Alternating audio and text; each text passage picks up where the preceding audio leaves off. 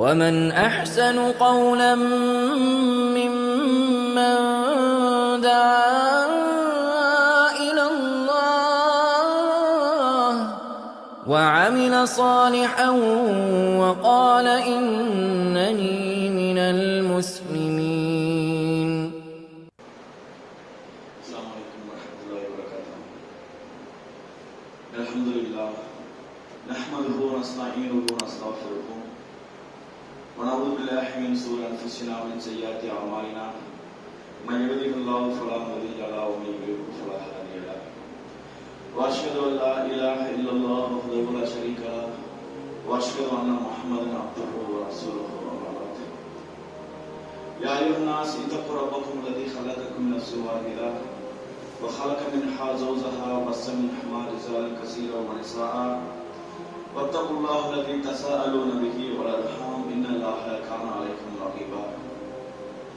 பெருமதிப்பிற்கும் மரியாதைக்கும் உரிய பெரியோர்களே, தாய்மார்களே, எல்லாம் வல்ல அல்லாஹ் ஜல்ல ஷானஹு நல்லடியார்களே, இந்த உலகிற்கு அருப்படையாக அனுப்பப்பட்ட அண்ணலம் பெருமானார் நபிகள் நாயகம் ஸல்லல்லாஹு அலைஹி வஸல்லம் அவர்களின் மீதும் அவர்களது சொல் செயல் அங்கீகாரம் ஏற்று தங்கள் வாழ்க்கையை அப்படி அமைத்து வாழ்ந்து அமைத்த சத்திய சஹாபாக்கள் மீதும் சஹாபிய பெண்கள் மீதும் அல்லாஹ் நமக்கு கட்டாய கடமையாக்கி இருக்கின்ற ஜும்மாவுடைய வேளையிலே இங்கே குழுமி இருக்கும் நம் அனைவரின் மீதும் ஏக இறைவனின் சாந்தையும் சமாதானமும் பற்ற பெருக்கருணை என்று நோட்டமாக என்ற பிரார்த்தனையோடு இந்த உரையை ஆரம்பிக்கிறேன். கணிதத்திற்குரிய எல்லாம் அல்லாஹ்வின் நல்லடியார்களே, முஸ்லிமாக பிறந்திருக்கக்கூடிய நாம் அல்லாஹ் ஒருவன் தான், அவனை தவிர்த்து வேறு கடவுள் இல்லை என்கின்ற அந்த ஏகத்துவ கொள்கையை ஏற்றிருக்கக்கூடிய நாம் இந்த பூமியுடைய வாழ்க்கை என்பது நமக்கு ஒரு முற்றுப்புள்ளி உண்டு. அந்த வாழ்க்கைக்கு பிறகு இறைவன் நமக்கு நிரந்தரமான ஒரு வாழ்க்கையை வைத்திருக்கின்றான். அந்த வாழ்க்கையில் சொர்க்கம் நரகம் என்று இரண்டை இறைவன் பிரித்து வைத்திருக்கின்றான். அந்த சொர்க்கம் நரகத்தில் நாம் சொர்க்கத்தை அடைய வேண்டும் என்கின்ற ஆசை முஸ்லிமாக பிறந்த அனைவருமே கண்டிப்பாக இருக்கும். அந்த சொர்க்கத்தை அடைவதற்காக நம்மளால் எந்த அளவிற்கு இயன்ற அளவிற்கு நன்மையான காரியங்களை செய்ய முடியுமோ அதற்கான காரியங்களை நாம் செய்து வந்து கொண்டுதான் இருக்கின்றோம். இருந்தாலும் கூட நரகில் போய் வீழ்வதற்கு சில காரியங்களை நம்மளை அறியாமலே நாம் செய்து கொண்டுதான் இருக்கின்றோம். நமக்கு பாவச் சுமைகளை அதிகமாக ஆக்குவதற்கு, தீமை அதிகமாக சம்பாதிப்பதற்கு சில வேலைகளை நாம் செய்து கொண்டுதான் இருக்கிறோம். இந்தந்த வேலைகளை செய்கிறோம், இது நமக்கு நன்மையை பயக்கும், இந்தந்த வேலைகள் நமக்கு நன்மை அதிகமாக தரும் என்பது தெரிந்தும் கூட அதிலிருந்து சில சமயங்களில் நன்மையான காரியங்களை புறக்கணித்து விட்டு இது தீமைதான், இந்த தீமையான செயல் நமக்கு பாவத்தை கொடுக்கும், அந்த பாவ செயல் நம்மை நரகில் போய் தள்ளிவிடும் என்பது தெரிந்தும் தெரியாமல் கூட அதை செய்து கொண்டுதான் இருக்கிறோம். அதில் முக்கியமான ஒன்று என்னவென்று சொன்னால் உறவுகளை முறித்துக் கொண்டு இருப்பது, உறவை பேணி வாழாமல் இருப்பது. ஒரு உதாரணத்தில் சொல்ல வேண்டும் என்றால், நான் ஒருவரை கட்டுகின்றேன், திருமணம் முடிக்கின்றேன், மனைவி அவள். ஒரு மனைவி என்பவளை என்னுடைய பெற்றோரோ அல்லது நானோ தேடி கண்டுபிடித்து அவளை உறவாக நாம் ஏற்றுக்கொள்ளலாம். ஆனால் நம்மை பெற்ற பெற்றோர்கள், பெற்றோரோடு பிறந்தவர்கள், நம்மோடு கூட பிறந்தவர்கள், நாம் பெற்றெடுத்தவர்கள், இந்த உறவு முறை என்பது நாமளாக ஏற்படுத்திக் கொள்ளவே முடியாது. அது அல்லாஹ் நமக்கு கொடுத்த ஒரு அருட்கொடை. நம்முடைய உடலில் ஓடுகிற ரத்தமும், நமக்கு இருக்கக்கூடிய கண்களும், நமக்கு இருக்கக்கூடிய ஒவ்வொரு உடல் பாகங்கள் எப்படி இறைவன் நமக்கு கொடுத்த அருட்கொடையோ, நாம் உண்ணுகின்ற பருங்குகின்ற உணவாக இருக்கட்டும், நீராக இருக்கட்டும், அவை அனைத்துமே எப்படி இறைவன் நமக்கு கொடுத்த அருட்கொடையோ அதுபோலத்தான் உங்களுக்கு இறைவன் உறவு முறைகளை தந்திருக்கின்றான். மனைவி என்ற உறவை தவிர எல்லா உறவுகளுக்கும் எல்லா உறவும் அல்லாஹ் நமக்கு ஏற்படுத்தி கொடுத்த உறவு. நபிகள் நாயகம் ஸல்லல்லாஹு அலைஹி வஸல்லம் அவர்கள் எந்த ஒரு உரையை எடுத்துக்கொண்டாலும் எல்லா உரைகளிலும் இறையச்சத்தை பற்றி வலியுறுத்தி கூறுவார்கள். அல்லாஹ்வை நீங்கள் பயந்து கொள்ளுங்கள், அவனை அஞ்ச வேண்டிய விதத்தில் நீங்கள் அஞ்சுங்கள், இறையச்சத்தை வலியுறுத்துவார்கள். அப்படி இப்பொழுதெல்லாம் இறையச்சத்தை வலியுறுத்தி சொல்லுகின்றார்களோ அந்த எச்சரிக்கை செய்து முடித்துவிட்டு இத்தகுல்லாஹ் அல்லதி தஸாஅலுன பிஹி வல் அர்ஹாம், நீங்கள் அல்லாஹ்வை பயந்து கொள்ளுங்கள். அல்லாஹ்வை எப்படி நீங்கள் பயப்படுகின்றீர்களோ உங்கள் உறவை பேணுவதிலும் அல்லாஹ்வை பயந்து கொள்ளுங்கள் என்று சொல்வார்கள். எந்த ஒரு உரையாக இருக்கட்டும், இத்தகுல்லாஹ் அல்லதி தஸாஅலுன பிஹி வல் அர்ஹாம் இன்னல்லாஹ கான அலைக்கும் ரகீபா சொல்றாங்கல்ல. எந்த ஒரு உரை எடுத்துக்கொண்டாலும் ரசூலுல்லாஹ் சொல்றதுனால தான் பயான் பேசுறவங்க அதையும் சொல்றாங்க. அதற்கு அர்த்தம் என்ன?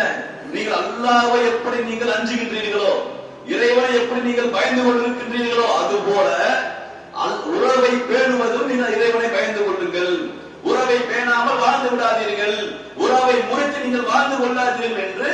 ரசூலுல்லாஹி ஸல்லல்லாஹு அலைஹி வஸல்லம் அவர்கள் ஒவ்வொரு உரையிலேயும் இந்த திருமறை குர்ஆன் வசனத்தை சொன்னார்கள்.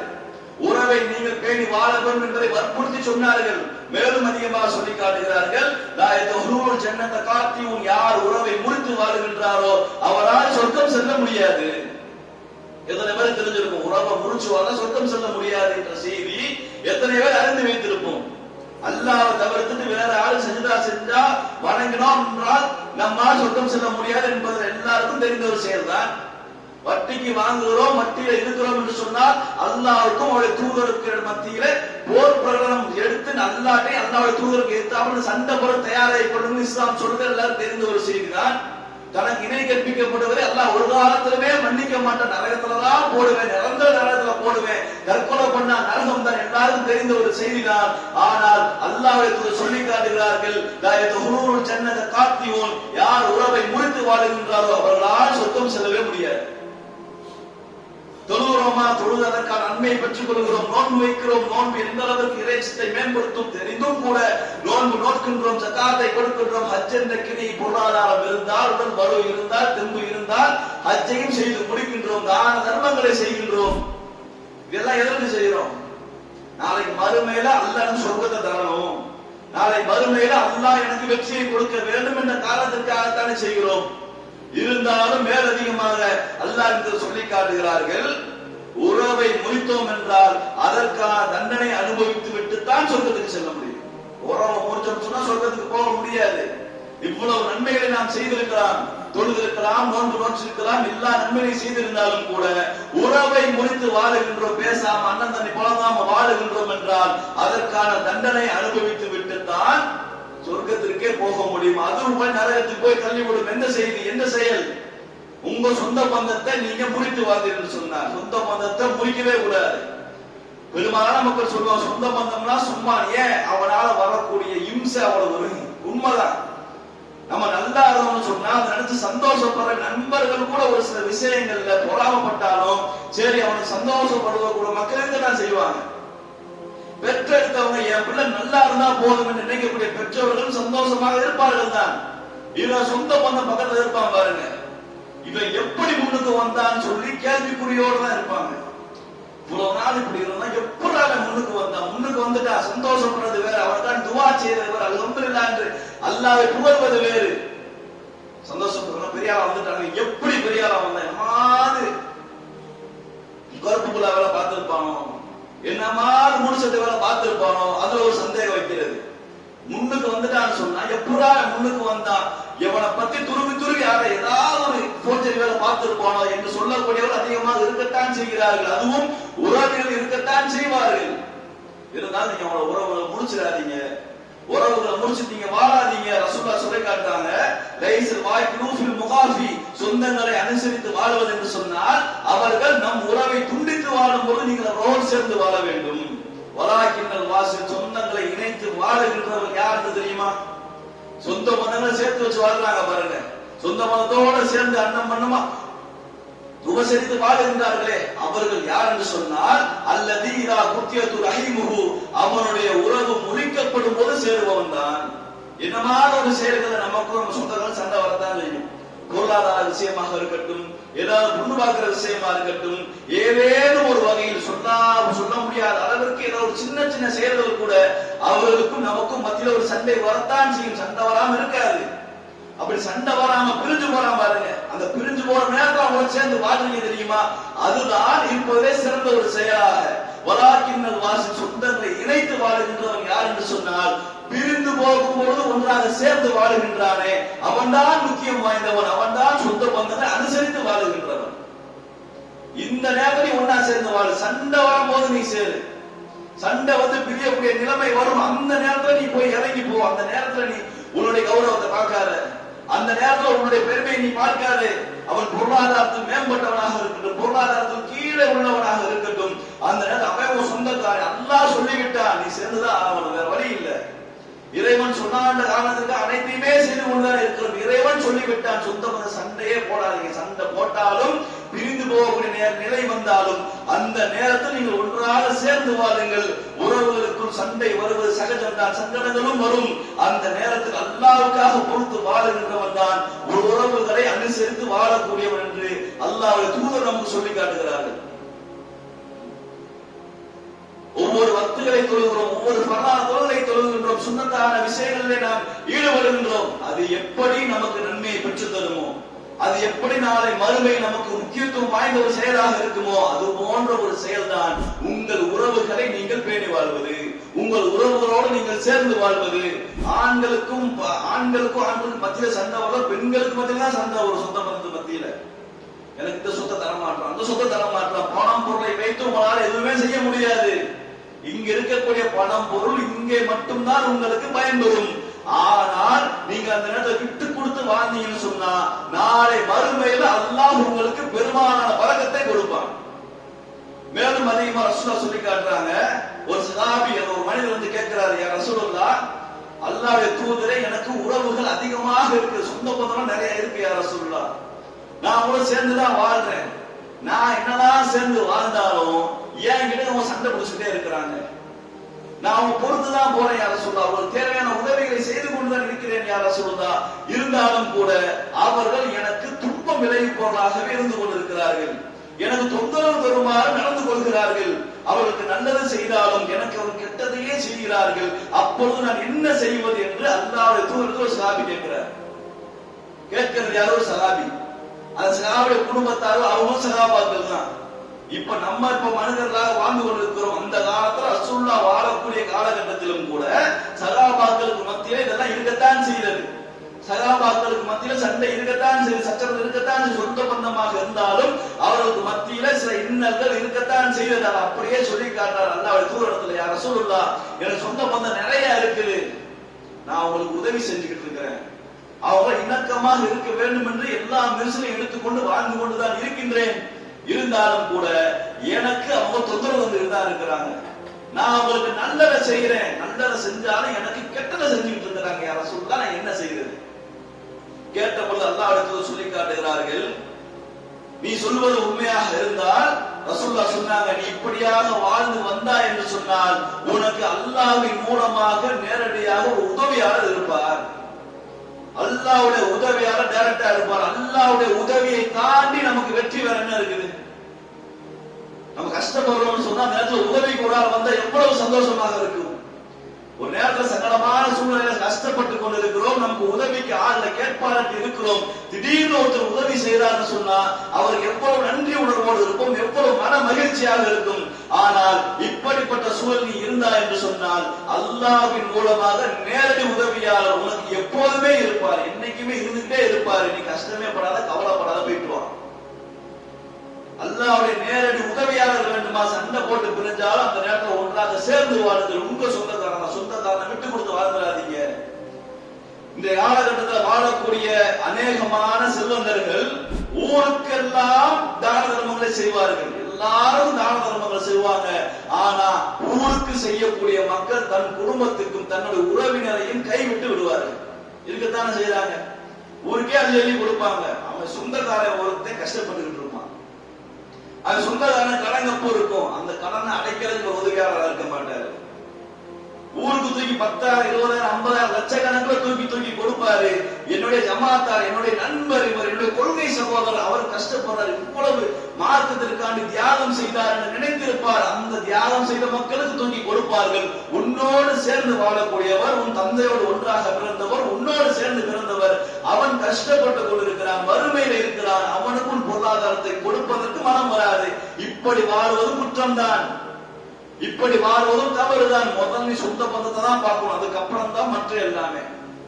முதல்ல உன் குடும்பத்தை நீ பார்த்துட்டு சொன்னா உன் குடும்பத்தோட அடுத்தவங்க போய் கையேந்த மாட்டான்ல. என் குடும்பத்தோட என்கிட்ட வந்து கையேந்துவானா, எனக்கு உதவி செய்யுங்கன்னு சொல்லி கையேந்து வந்து யாசகம் கேட்பானா? கேட்க மாட்டேன். ஏன்? இவன் சொந்தக்காரன், நான் இந்த மாதிரி நல்லது அவர் தெரிஞ்சு போயிருச்சு, அந்த நேரத்தில் கௌரவம் பார்ப்பாருல.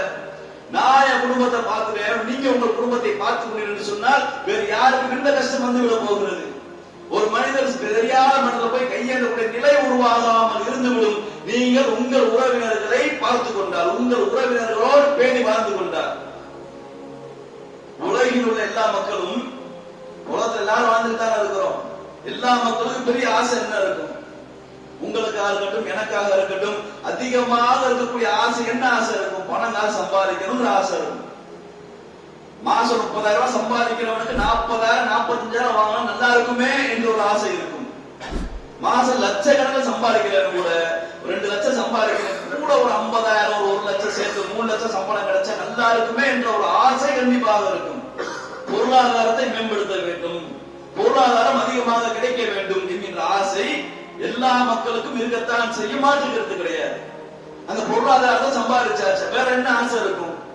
நீண்ட ஆயுள் இருக்கணும், கொஞ்சம் ரொம்ப நாளைக்கு வாழணும். ஒரு 50 வயசு 60 வயசு தாண்டவன்ட்ட கேட்டா இன்னும் கொஞ்ச நாள் நல்லா வாழ்ந்தா நல்லா இருக்குமே. ஒரு 60 வயசு தாண்டி இருப்பாரு, 70 வயசு தொட்டு இருப்பாரு, அவருக்கு முடியாம போயிருச்சு, பெரிய பெரிய ஹாஸ்பிட்டல் கொண்டு போய் சேர்த்து இவ்வளவு நாள் சம்பாதிச்ச சொத்துக்களை வித்தாவது கூட என்னை காப்பாத்துங்கன்ற நிலைமை அவர் வரும். ஏன் உலகத்துல அதிகமா வாழணும், அதிக நாட்கள் வாழ வேண்டும் என்ற ஒரு ஆசை இருக்கும். மனிதனுக்கு இருக்கக்கூடிய மிகப்பெரிய ஆசை ஒன்று பொருளாதாரம், இன்னொன்னு என்ன? உலகத்துல நீண்ட நாள் வாழ வேண்டும். ரசூலுல்லாஹி ஸல்லல்லாஹு அலைஹி வஸல்லம் சொல்லி காட்டுகிறார்கள், யார் ஒருவர் சொந்த பந்தங்களோடு இணைந்து வாழுகின்றாரோ அவர்களுக்கு அல்லாஹ் ரிஸ்கை அதிகமாக வழங்குகின்றான், மேலும் உலகில் வாழும் காலத்தை நீட்டித்து கொடுக்கின்றான், உங்க ஆயுசை அதிகமாக்குறான். யார் சொந்த பந்தத்தோடு சேர்ந்து வாழ்றீங்களோ, சொந்த பந்த சண்டை போடாம அவன் தப்பே செஞ்சாலும் அவனை மன்னிச்சு அவனுக்கு தேவையான உதவிகளை முடிந்த அளவிற்கு செய்து, எந்த ஒரு குடும்பத்தை எடுத்துக்கொண்டாலும் எந்த ஒரு சொந்தத்தை எடுத்துக்கிட்டாலும் அதை கஷ்டப்படுறவன் 5 பேர் இருந்தா நல்லா இருக்கிற 2 பேர் இருக்கத்தான் செய்வான். என் சொந்தத்துல ஒருத்தர் பெரிய ஆளா இருப்பாரு, உங்க சொத்துல யாராவது ஒருத்தர் பெரிய ஆளா இருப்பாரு, இல்ல நான் நல்லா இருக்கேன் என் சொத்துல எவ்வளவு கஷ்டப்படுறதுக்கு தான் செய்வாரு. இந்த மாதிரி இருக்கக்கூடிய சூழ்நிலையில அதிகமா சம்பாதிச்சு இவ்வளவு நாள் சம்பாதிச்சு என்னத்தை கொண்டு போறான்னு பேசுற மக்கள் இருக்கத்தான் செய்வாங்க. இவ்வளவு காசு அவ்வளவு கோடி சொத்தை சேர்த்து வச்சிருக்கான் பாரு, உன்னத்தையும் கொண்டு போற, என்னத்தை கொண்டு போயிட்டான் பேசத்தானே செய்யறோம் நம்ம எல்லாரும். அந்த மாதிரி ஆகிவிடாமல் உங்கள் உறவுகளோடு நீங்கள் உறவை பேணி வாழுகின்றீர்கள், ஒட்டு உறவாய் நீங்கள் சேர்ந்து வாழுகின்றீர்கள் என்று சொன்னால் அதனால் கிடைக்கக்கூடிய நன்மையை பற்றி அல்லாஹ் சொல்லி காட்டுகிறார்கள். அல்லாஹ் உங்களுக்கு ரிஸ்கை அதிகமாக்குகின்றான், உங்கள் பொருளாதாரத்தை மேம்படுத்துகின்றான். இதை விட வேற என்ன வேணும்?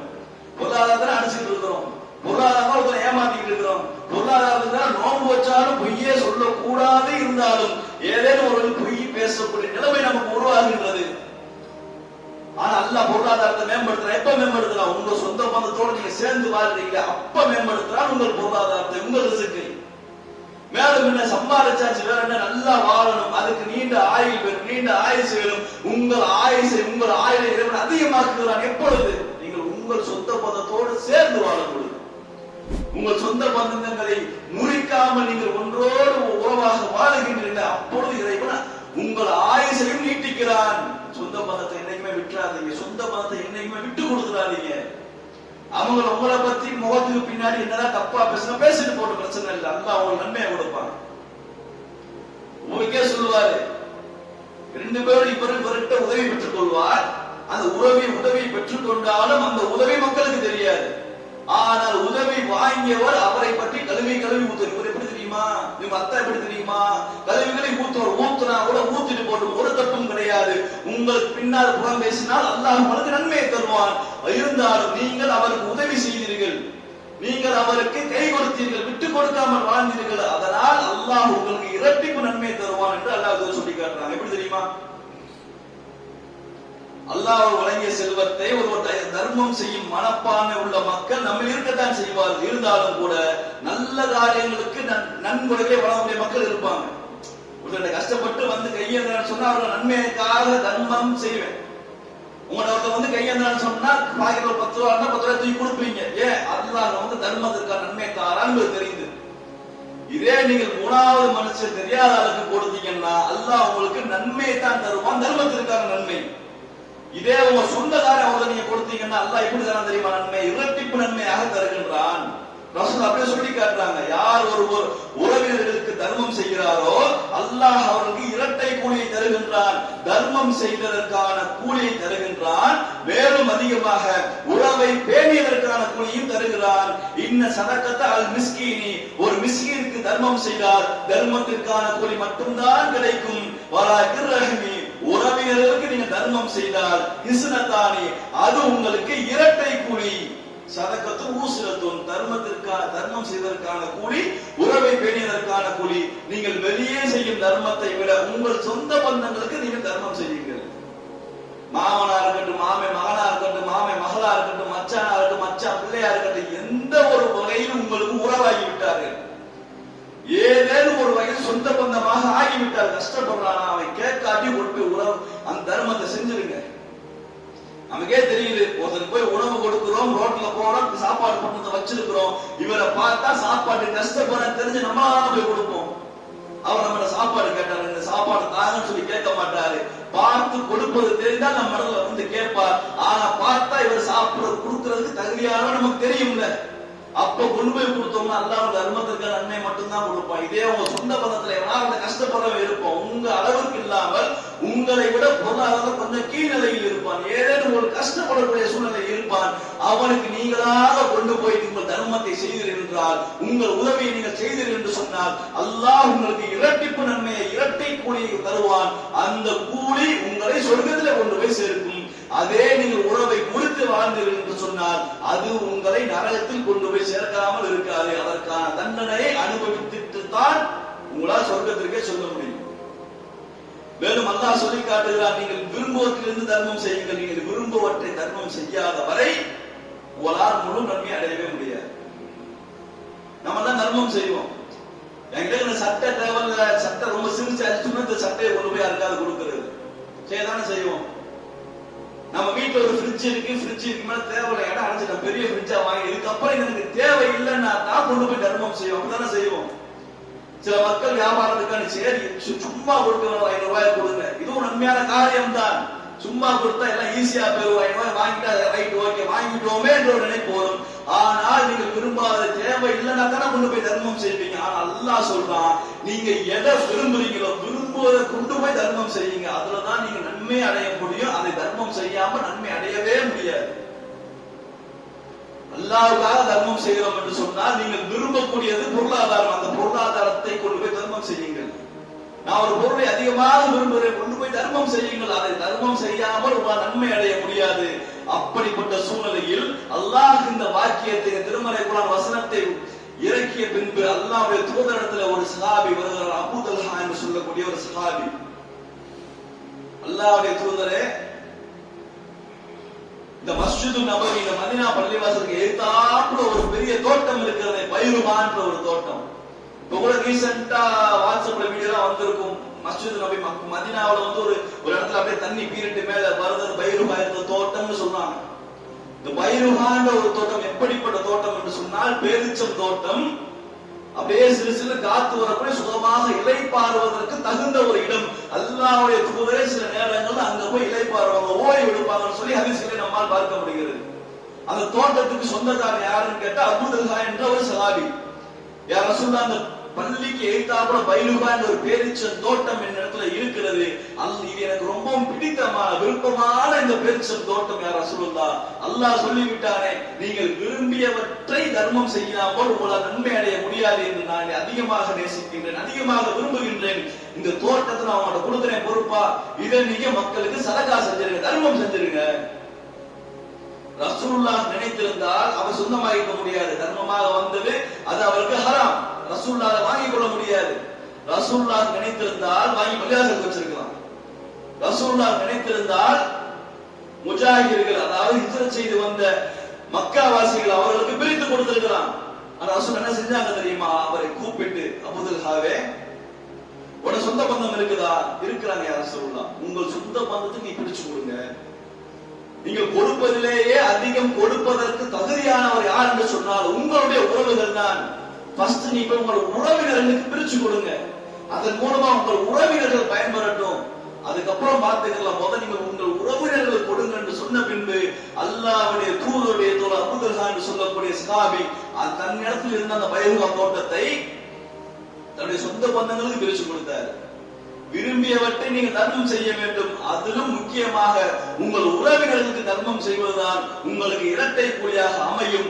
உறவை பேணாமல் வாழ வேண்டும் என்பது அல்லாஹ்வும் அல்லாஹ்வுடைய தூதர் நமக்கு சொன்ன செய்தி. உறவை அதிகமாக பேணுவோம். இன்ஷா அல்லாஹ் தொடர்ச்சி இரண்டாவது வேண்டும்.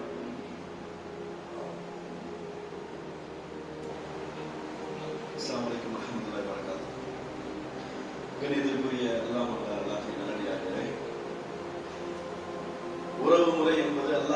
கொடுத்த ஒரு அருட்கொடை.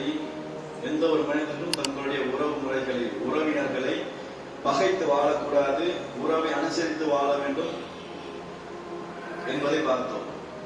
அல்லாஹ் ரப்பல் ஆலமீன் எந்த அளவிற்கு உறவு முறைகளை நமக்கு வலியுறுத்தி சொல்லுகின்றார் என்று சொன்னால், நீங்கள் செய்யக்கூடிய தான தர்மங்களில் அல்லாஹ் குர்ஆன்ல அப்படியே சொல்லி காட்டுகிறான், இறை நம்பிக்கையாளர்களே அல்லாஹ்வுடைய தூதரை நீங்கள் நம்புங்கள், அவருடைய சொல்களை நீங்கள் நம்ப வேண்டும் என்று சொல்லிவிட்டு அல்லாஹ் சொல்லி காட்டுகிறான், முஜாஹிர்களுக்கு நீங்கள் செய்யும் தர்மத்தை விட, உங்கள் கொள்கை சகோதரர்கள் நீங்கள் செய்யும் தர்மத்தை விட உங்கள் உறவினர்களுக்கு அதிகமாக முக்கியத்துவம் கொடுங்கள் என்பதை அல்லாஹ் திருமறை குர்ஆன்ல சொல்லி காட்டுறான். மேலும் அதிகமாக அல்லாஹ் சொல்லி காட்டுகிறான், நீங்கள் மார்க்கத்தை புறக்கணித்து பூமியில் குழப்பம் ஏற்படுத்தவும் உங்கள் உறவுகளை முறிக்கவும் முயல்வீர்களா? அல்லாஹ் எப்படி கேட்கிறான்னு சொன்னா, உங்கள் உறவுகளை முறித்து உங்கள் உறவுகளை நீங்கள் சண்டையிட்டு பிரிந்து கொண்டு மார்க்கத்தில் குழப்பம் ஏற்படுத்த முயல்வீர்களா என்று அல்லாஹ் கேட்கிறான். அப்படி யாரெல்லாம் உறவுகளை முறித்து வாழுகின்றாரோ, மார்க்கத்தில் குழப்பம் ஏற்படுத்துகின்றாரோ, அத்தகைய மக்களுக்கு அல்லாஹ் கொடுக்கக்கூடிய தண்டனை என்னவென்று சொன்னால், அல்லாஹ் அவர்களையே சபிக்கிறான், அவர்களை செவிடனாக்கினான், நாளை மறுமையில் அல்லாஹ் கூடனாக்கி விடுவான். யாரெல்லாம் சொந்த பந்தங்களுக்கு மத்தியில ஒன்று சேராமல், இப்ப இந்த ஊர்ல இருக்கிறோம், வெளியூர் போறோம்னு சொன்னா எங்கேயோ பார்த்த மாதிரி இருக்கு, ஏன் சொந்தக்காரர் தான் என்ற ஒரு நிலைமை வரும். அந்த மாதிரி நிலைமையில நம்ம வாழ்ந்து கொண்டு இருக்கிறோம். உதாரணத்துக்கு பக்கத்துல விருதுநகர் போறோம், தூத்துக்குடி போறோம், இவரைய சொந்தக்காரர் தான்ப்பா என்று கூட போறோம் மத்தியில சொல்லுவோம். அந்த மாதிரி நிலையெல்லாம் இன்றைய காலகட்டத்தில் இருக்கக்கூடிய மக்கள் தெரிந்து கொண்டு வாழுகிறோம். என்னுடைய தந்தை இருக்கிறார், என்னுடைய தந்தையோடு சேர்ந்தவராக இருக்கட்டும், என் தந்தை உறவினராக இருக்கட்டும், எனக்கு தெரியவில்லை என்று சொன்னால் அந்த அளவிற்கு தான் உறவு முறையோடு அனுசரித்து வாழுகின்றோம் என்பதை நாம் புரிந்து கொள்ள வேண்டும். நம்முடைய சுகத்தை பற்றி நம்முடைய சந்ததிகளுக்கு தெரியப்படுத்த வேண்டும். நம்முடைய உறவுமுறைகளை பற்றி அவர்களுக்கும் எடுத்து சொல்ல வேண்டும். சொந்த பந்தங்களை பிரிந்து வாழ்ந்துவிடக் கூடாது, அவர்களை பிரித்து விட்டுவிடக் கூடாது. ஏனென்று சொன்னால் அல்லாஹ் கொடுத்த அருட்கொடையில் முக்கியமான ஒரு அருட்கொடை உறவினர்கள் தான். அல்லாஹ் இது குறித்தும் கண்டிப்பாக நாளை மறுமையில் கேள்வி கேட்பான். அந்த கேள்விக்கு நாம் பதில் சொல்வதற்கு தயாராக இருக்கிறோமா என்பதை பார்த்துக் கொள்ளுங்கள். உறவை முறித்து வாழ்ந்தோம் என்று சொன்னால் அல்லாஹ்வுடைய சாபம் அவர்களுக்கு இறங்கும். நாளை மறுமையில் அவர்கள் செவிடர்களாகவும் குருடர்களாகவே எழுப்பப்படுவார்கள் என்பதை அல்லாஹ் திருக்குர்ஆன் வசனம் 47வது அத்தியாயம் 21வது வசனத்தை சொல்லி காட்டுகிறான். உறவுகளை நாம் ஒருபோதும் முறித்து வாழ்ந்துவிடக் கூடாது. இந்த உறவுகள் என்பது நாம சேர்த்துக் கொண்டது அல்ல, அல்லாஹ் நமக்கு ஏற்படுத்தி கொடுத்தது. அல்லாஹ் கொடுத்த அருட்கொடை மதிப்பு கொடுக்கும் விதமாக அந்த உறவோடு சேர்ந்து வாழ்வோம். அவர்களுக்கு அதிகமாக உதவி புரிவோம். அந்த உறவுக்கே அதிகமாக முக்கியத்துவம் கொடுப்போம். ரஹ்மான் நாளை மறுமையில் நரகில் இருந்து காக்கும் பாக்கியத்தை உங்களுக்கும் எனக்கு தந்தல் புரிவானாக என்று கேட்டுக்கொண்டு முடித்துக் கொள்கிறேன். வாஹிரு அல்ஹம்துலில்லாஹி ரப்பில் ஆலமீன். அஸ்ஸலாமு அலைக்கும் வரஹ்மத்துல்லாஹி வபரகாத்துஹு.